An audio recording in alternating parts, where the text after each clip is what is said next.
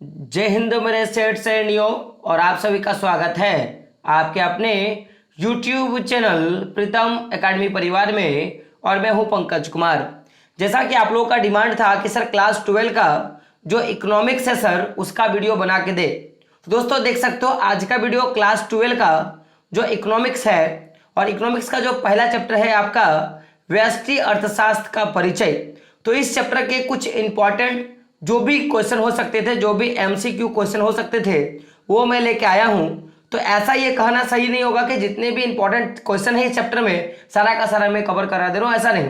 जो भी important question मुझे लगता है और जो भी क्वेश्चन आपके एग्जाम में आ सकता है, मैं उसका वीडियो जो है इस वीडियो के माध्यम से मैं बना दे रहा हूं, ताकि आपके क्लास 12 का जो टर्म 1 का जो एग्जाम होने वाला है, जिसमें 20 एमसीक्यू जो क्वेश्चन पूछेगा वो आपका क्या होगा, 100% कंप्लीट हो जाएगा।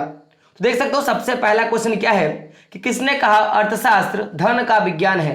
किसने कहा कि अर्थशास्त्र क्या है, धन का विज्ञान है। और आपके ऑप्शन क्या है, रॉबिन्सन, मार्शल, जेके मेहता और एडम स्मिथ। तो देखिए जो धन का विज्ञान कहा गया है या जो धन का विज्ञान अर्थशास्त्र को कहा गया है, यह एडम स्मिथ के द्वारा कहा गया। इनका ऑप्शन नंबर डी जो होगा क्या होगा, सही होगा।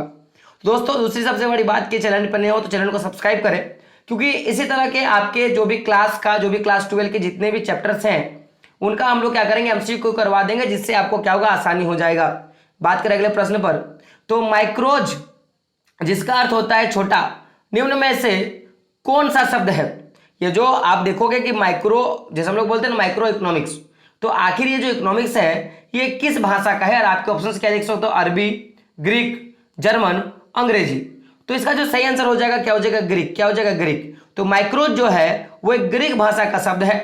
अगला प्रश्न देख सकते हो, सबसे पहले माइक्रो शब्द का प्रयोग करने वाले हैं। तो सबसे पहले माइक्रो शब्द का प्रयोग किस अर्थशास्त्री ने किया था या किस वैज्ञानिक ने किया था। और आपके ऑप्शन क्या है, मार्शल, बॉल्डिंग, कैन्स और रेगनर फ्रिस। तो इसका जो सही आंसर हो जाएगा my dear friend, option number D जो होगा इसका सही हो जाएगा। जो रेगनर फ्रिंस जो है इन्होंने सबसे पहले माइक्रो शब्द का प्रयोग किया था। बात करते हैं अगले प्रश्न पर, तो निम्न में से किस अर्थशास्त्र में निजी क्षेत्र एवं सार्वजनिक क्षेत्र दोनों का सह अस्तित्व होता है। गौर से सुनिएगा कि ये जो आप देखोगे यहाँ पे जैसे पूंजीवाद अर्थव्यवस्था दिया है, या मिश्रित अर्थव्यवस्था दिया है, या समाजवादी अर्थव्यवस्था दिया है। तो इन तीनों अर्थव्यवस्था में से कौन सा एक ऐसा अर्थव्यवस्था है जिसमें आपको निजी क्षेत्र के लोग भी मिलेंगे और सार्वजनिक क्षेत्र के लोग मिलेंगे। तो इनमें से कौन सा है, ऐसा आपका प्रश्न है। तो देख सकते हो अगर मैं बात करूंगा ऐसा क्षेत्र जिनमें निजी क्षेत्र का और साथ साथ में अगर बात किया जाए माय डियर फ्रेंड कि सार्वजनिक क्षेत्र का, तो ये अक्सर आपका कौन सा होगा, तो ये आपका हो जाएगा, ये आपका क्या हो जाएगा माय डियर फ्रेंड, ये हो जाएगा मिश्रित अर्थव्यवस्था। क्या हो जाएगा, मिश्रित अर्थव्यवस्था। यानी कि ऑप्शन नंबर बी जो होगा उसका सही हो जाएगा, क्योंकि मिश्रित व्यवस्था के अंतर्गत निजी क्षेत्र के अर्थशास्त्र और साथ साथ में सार्वजनिक जो अर्थशास्त्र होता है दोनों आता है, यानी कि पूंजीवाद और समाजवाद दोनों आता है। तो ऑप्शन नंबर बी जो होगा इसका क्या होगा, सही हो जाएगा। बात करते हैं 5वें नंबर प्रश्न पर, तो प्रश्न देख सकते हो क्या है कि किस अर्थव्यवस्था में निजी संपत्ति के अस्तित्व एवं प्रधानता पाई जाती है। यानी कि कौन सा ऐसा अर्थशास्त्र है जिसमें केवल निजी संपत्ति का अस्तित्व का ही प्रधानता पाया जाता है। तो जस्ट मैंने अभी आपको क्या बोला कि पूंजीवादी जो अर्थव्यवस्था होता है इसमें केवल निजी क्षेत्र, निजी संसाधन या निजी संपत्ति का ही क्या होता है, प्रधानता होता है माय डियर फ्रेंड। बात करते हैं अगले प्रश्न पे, लेकिन याद रखिएगा कि जो समाजवादी जो अर्थशास्त्र होता है उसमें समाज के सभी लोगों को क्या होती है, प्रधानता होती है। बात करते हैं अगले प्रश्न पर, तो 6ठा नंबर का प्रश्न आपके स्क्रीन पर यह रहा कि अर्थव्यवस्था की केंद्र समस्या कौन कौन सी है। देखिए अर्थव्यवस्था की केंद्र समस्या कौन कौन सी, और आपका क्वेश्चन क्या देख सकते हो, ऑप्शन क्या है, संसाधनों का आवंटन, संसाधनों का कुशलतम उपयोग और आर्थिक विकास। तो देखिए इसका जो सही आंसर होगा जो इनमें से सभी होगा।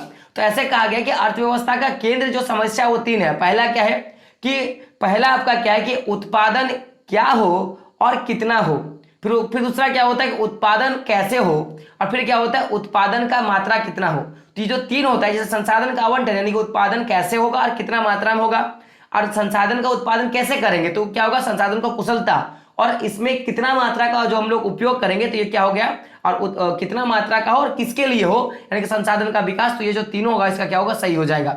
बात करते हैं अगले प्रश्न पे, तो प्रश्न 7वां नंबर का है, 17 नंबर का प्रश्न आपकी स्क्रीन पर यह रहा कि व्यष्टि अर्थशास्त्र अध्ययन कराता है।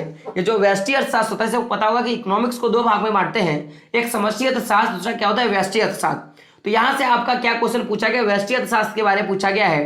तो व्यष्टि अर्थशास्त्र अध्ययन क्या कराता है, और आपके ऑप्शन क्या है, व्यक्तिगत इकाई का, आर्थिक समग्र का, राष्ट्रीय आय का, इनमें से किसी का नहीं। तो अगर मैं बात करूंगा तो जो व्यष्टि अर्थशास्त्र वो व्यक्तिगत इकाई का बात करता है, कि प्रति व्यक्ति आय जो आता है वो व्यष्टि अर्थशास्त्र के अंतर्गत आता है। लेकिन अगर बात किया जाए कि किसी समूह के समूचे आय का या किसी देश के संपूर्ण आय का, जिसको क्या बोलते हैं राष्ट्र आय, ये कौन बताता है आपका, तो समष्टि अर्थशास्त्र बताता है। तो समष्टि अर्थशास्त्र के बाद जब पूछेगा तो क्या होगा, ऑप्शन नंबर सी।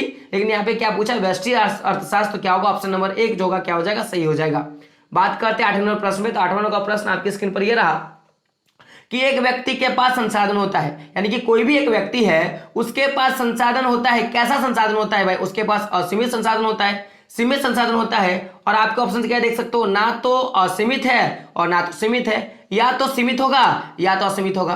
तो देखिए किसी भी व्यक्ति के पास संसाधन क्या सीमित है, और उन्हीं सीमित संसाधनों का उपयोग कर क्या करता है व्यक्ति, अपना विकास करता है माय डियर फ्रेंड। तो ऑप्शन नंबर बी जो होगा क्या हो जाएगा, सही हो जाएगा। बात करते हैं अगले प्रश्न पे। तो प्रश्न क्या है आपका कि पूंजीवादी अर्थव्यवस्था के केंद्र समस्या का समाधान क्या क्या होता है, यानी कि जो पूंजीवादी अर्थव्यवस्था है, यानी कि ऐसा अर्थव्यवस्था जिसमें केवल निजी मैं बोलूंगा कि ऐसा अर्थव्यवस्था जिसमें निजी संपत्ति के अस्तित्व का एवं प्रधानता पाया जाता है, कि जिसमें केवल निजी संपत्ति का ही प्रधानता पाया जाता है। तो ऐसा जो अर्थव्यवस्था है उसमें क्या क्या समस्या है और उनका समाधान क्या है, ये सबसे बड़ा क्वेश्चन है कि समाधान क्या है। और आपके ऑप्शन क्या देख सकते हो कि केंद्र सरकार क्या करता है, उसका समाधान ढूंढता है, मूल तंत्र के द्वारा उसका समस्या पैदा होता है, केंद्र नियोजन द्वारा उसका समस्या पैदा होता है, या आप देख सकते हो आपका ऑप्शन से माय डियर फ्रेंड कि पूंजीपति द्वारा। तो भाई इसके जो समस्या का जो समाधान है वो किसके द्वारा करेगा, देखो क्योंकि आपको पता होगा पूंजीवादी जो अर्थव्यवस्था होता है इसकी जो समस्या का जो समाधान है वो कौन करेगा। तो हम लोगों ने देखा कि पूंजीवादी जो अर्थव्यवस्था होता है वो निजी व्यक्ति के स्वामित्व, निजी व्यक्ति के जो भी आपका संपत्ति है उसकी प्रधानता होता है, और ऐसे लोगों को क्या बोलते हैं, पूंजीपति लोग बोलते हैं। तो पूंजीपति द्वारा क्या किया जाता है कि जो भी उनकी पूंजीवादी अर्थव्यवस्था में जो भी समस्या आएगा उसका समाधान क्या करेगा my dear friend. Option number D जो होगा क्या हो जाएगा, सही हो जाएगा। बात करते हैं अगले प्रश्न पे। तो 10वां नंबर का प्रश्न आपके स्क्रीन पर यह रहा कि वह तालिका जिसमें उपभोक्ता द्वारा विभिन्न कीमतों पर मांगी गई मात्राओं को दर्शाया जाता है उसे क्या कहा जाता है। क्वेश्चन को ध्यान से सुनिएगा और बारीकी से सुनिएगा। क्वेश्चन कह रहा है कि वह तालिका जिसमें उपभोक्ता द्वारा विभिन्न कीमतों पर मांगी गई मात्राओं को दर्शाया जाता है उसे क्या कहा जाता है। यानी कि कोई भी उपभोक्ता, यानी कि जो भी वस्तु का उपयोग कर रहा है वो क्या करता है कि भाई जो भी वस्तु का उपयोग कर रहा है उसका कीमत का क्या मांगता है, लिस्ट मांगता है कि आखिर अगर मेरे पास 100 रुपये है तो कौन सा सामान आएगा, 200 रुपये है तो कौन सा सामान आएगा, 300 रुपये है तो कौन सा सामान आएगा। तो ये जो वो लिस्ट मांग रहा है उसे क्या कहते हैं। और आपका ऑप्शन क्या देख सकते हो, बाजार मांग अनुसूची, उपभोक्ता मांग अनुसूची, क्या है बाजार पूर्ति अनुसूची, और फिर क्या देख सकते हो उत्पादक पूर्ति अनुसूची। तो देखिए उपभोक्ता द्वारा जो मांगा गया तो उपभोक्ता मांग अनुसूची होगा, यानी कि ऑप्शन नंबर बी जो होगा क्या होगा, सही हो जाएगा माय डियर फ्रेंड। बात करते हैं अगले प्रश्न पर। तो अगला प्रश्न 11 नंबर का आपका स्क्रीन पर यह रहा कि निम्नलिखित में कौन सी आर्थिक क्रिया अर्थशास्त्र की अध्ययन सामग्री के अंतर्गत सम्मिलित किया जाता है। यानी कि यहाँ पे जो भी आपके ऑप्शंस दिया गया है इन ऑप्शंसों में से कौन सा ऐसा जो ऑप्शन है वो आर्थिक क्रिया को अर्थशास्त्र के अध्ययन के लिए अंतर्गत रखा गया है। आपका ऑप्शन क्या देख सकते हो, असीमित आवश्यकताओं से जुड़ी आर्थिक क्रियाएं, सीमित संसाधनों से जुड़ी आर्थिक क्रियाएं, ऑप्शन नंबर सी ए और बी दोनों, और इनमें से कोई नहीं। तो देखिए आर्थिक क्रिया क्या है, जिससे आपको पैसा होगा, जिस क्रिया को करने से आपको धन, या मैं बोलूंगा कि जिसको करने से आपको पैसा मिलेगा उसको क्या बोलते हैं, आर्थिक क्रिया। तो याद रखिएगा कि आर्थिक क्रिया क्या होता है कि असीमित आवश्यकता से जुड़ा होता है भाई, और दूसरा क्या होता है कि सीमित संसाधनों से जुड़ा होता है। यानी कि आपकी बहुत ज्यादा आवश्यकता है, उनको पूर्ति के लिए आप क्या करोगे, काम करोगे, या आपके पास सीमित संसाधन है उससे आप अपनी आवश्यकता को पूरा करोगे और धन कमाओगे। तो यानी कि दोनों सही हो जाएगा, ऑप्शन नंबर ए और ऑप्शन नंबर बी सही हो जाएगा। तो ए और बी क्या होगा, दोनों सही हो जाएगा, ऑप्शन नंबर सी क्या हो जाएगा, सही हो जाएगा। बात करते हैं 12 नंबर प्रश्न पे। तो प्रश्न क्या देख सकते हो, निम्नलिखित में से कौन उत्पत्ति का साधन नहीं है। कौन कीजिएगा, कौन उत्पत्ति का साधन नहीं है, यानी कि कौन सा ऐसा, जैसे भूमि हो गया, श्रम, मुद्रा और पूंजी, तो इनमें से कौन उत्पत्ति नहीं किया जा सकता है।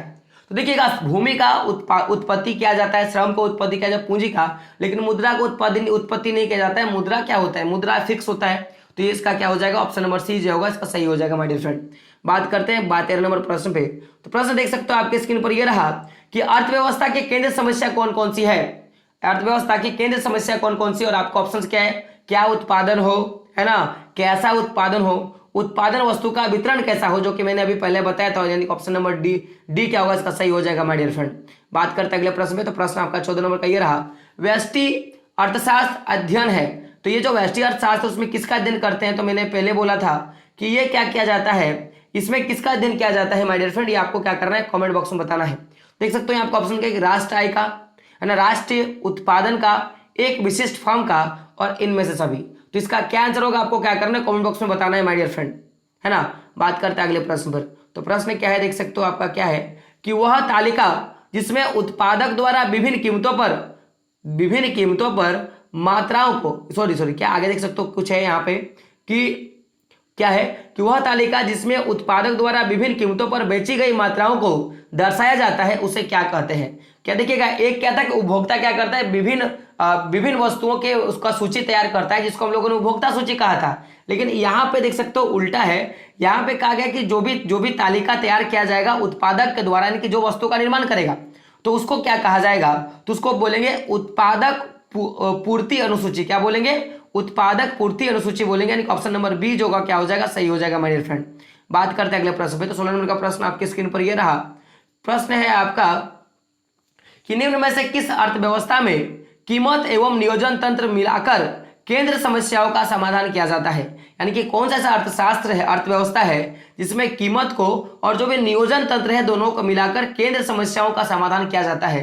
तो ऐसा कौन सा अर्थव्यवस्था है, तो देख सकते हो ऑप्शन क्या है, मिश्रित अर्थव्यवस्था, है ना, समाजवादी अर्थव्यवस्था, पूंजीवादी अर्थव्यवस्था, और इनमें से सभी। तो इसका आंसर क्या हो जाएगा, ऑप्शन नंबर सी, यानी कि पूंजीवादी अर्थव्यवस्था में क्या करते हैं कि कीमतों को और जो भी नियोजन तंत्र है दोनों को मिलाकर उसको कम बेसी किया जाता है, यानी कि ऑप्शन नंबर सी जो होगा सही हो जाएगा। बात करते हैं आज के अंतिम प्रश्न पे। तो अंतिम प्रश्न को पढ़ने से पहले मैं बोलूंगा कि अगर चैनल पे नए हो तो चैनल को सब्सक्राइब करें और बेल के आइकन क्या करें दोस्तों जरूर प्रेस करें। तो प्रश्न क्या है, देख सकते हो आपका कि व्यष्टि अर्थशास्त्र में सम्मिलित होता है, इसमें से क्या जो है वो व्यष्टि अर्थशास्त्र में सम्मिलित होता है। और आपका ऑप्शन क्या देख सकते हो, व्यक्तिगत इकाई, छोटे छोटे चर, व्यक्तिगत मूल्य निर्धारण, और वो क्या है, उपयुक्त सभी। देखिए इसका सही आंसर क्या हो जाएगा, क्योंकि देखो व्यष्टि अर्थशास्त्र छोटी इकाई का होता है, जैसे कि मान लो एक देश है, तो देश क्या होगा, बड़ा हो गया, तो छोटा क्या हो गया, एक व्यक्ति, तो व्यक्ति का इकाई तो होगा, छोटे छोटे चर भी हो जाएगा, व्यक्तिगत मूल्य निर्धारण भी हो जाएगा, क्योंकि एक व्यक्ति का मूल्य निर्धारण किया जाता है, यानी कि ऑप्शन नंबर डी होगा सही हो जाएगा, यानी कि इनमें से क्या हो जाएगा, सभी हो जाएगा। तो ये जो 17 इंपॉर्टेंट क्वेश्चन थे आपके फर्स्ट चैप्टर का व्यष्टि अर्थशास्त्र का परिचय का, तो मैंने करवा दिया। अब अगला जो रहेगा आपका उपभोक्ता के व्यवहार एवं मांग का जो चैप्टर है उसका जो भी मोस्ट इंपॉर्टेंट क्वेश्चन हो सकता है मैं आपको वो करवा के दूंगा। तो चैनल पे बने रहे, और जो भी आपके इंपॉर्टेंट क्वेश्चन है मैं आपको क्या करवा रहा हूँ, धीरे धीरे करवा रहा हूँ, ताकि आपको क्या मिले, इंपॉर्टेंस मिले और आप अच्छे ढंग से पढ़ पाओ दोस्तों। मिलते हैं अगले वीडियो में, तब तक के लिए जय हिंद, जय भारत और आपका दिन शुभ हो।